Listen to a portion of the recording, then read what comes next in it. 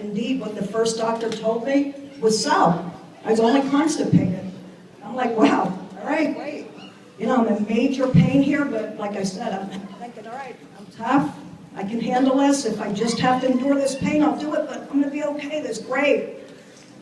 It wasn't great, that pain never went away. And I was in tears through the night, and I called my primary doctor the next day. And I told him the story, I told the nurse, or whoever answered the phone, and she said, "I can't see you today, he's booked." Well, I got in my car and I cried the whole way. I was in such pain. I went over with tears in my eyes. I said, someone has to look through my body. There's something wrong. Someone has to know about this stuff, right?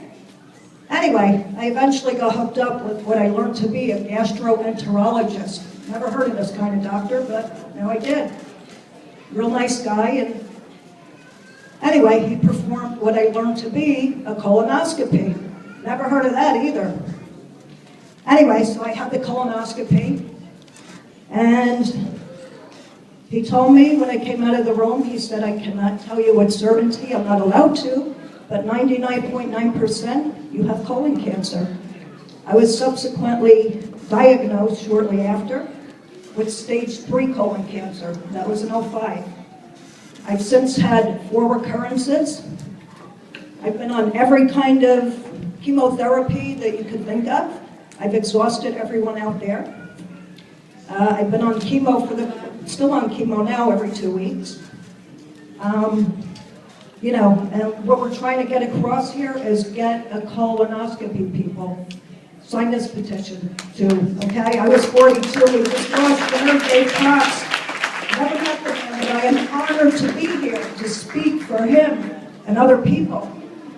40 years old, that's way too young. And I have to tell you, people, black people are disproportionately affected by this.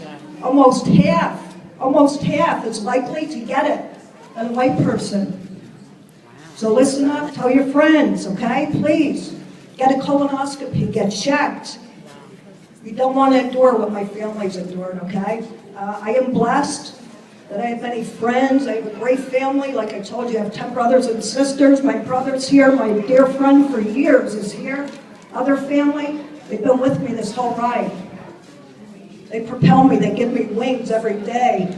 I lost my son. He'd be 30 now. I lost him a few years ago, and I also had a recurrence at that time. Anyway, this has been tough on my family. You see the Cox family.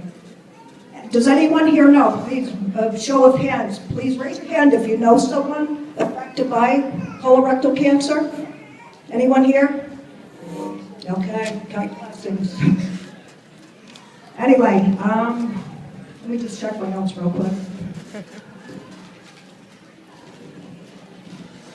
Okay, yeah, I did want to tell you, I've had 4 recurrences, and my last surgery was in October. They took out 3 new tumors. And they also took out my rectum and my bladder.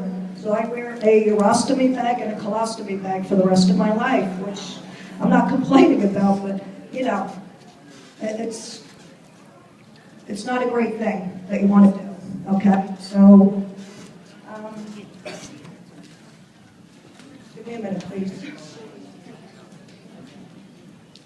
I did want to mention, I had a friend, and she heard me, I've talked a few times on this subject.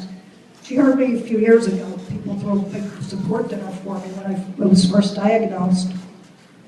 She heard me talk, and she remembered that I said you have to be your own advocate. Don't let anyone brush you off.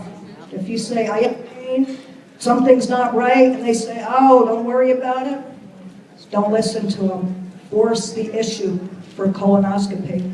So my friend, you know, she contacted me recently, and she told me that she remembered the talk that I gave a few years ago. And so when she went to her doctor complaining of pain, he told her she only needed an endoscopy. Definitely, that's it. She did not need a colonoscopy for 2 years. Well, she remembered me talking, and she forced the issue. Lo and behold, they did the test, and she had 3 precancerous polyps. Had she not done that, they would have grown into tumors.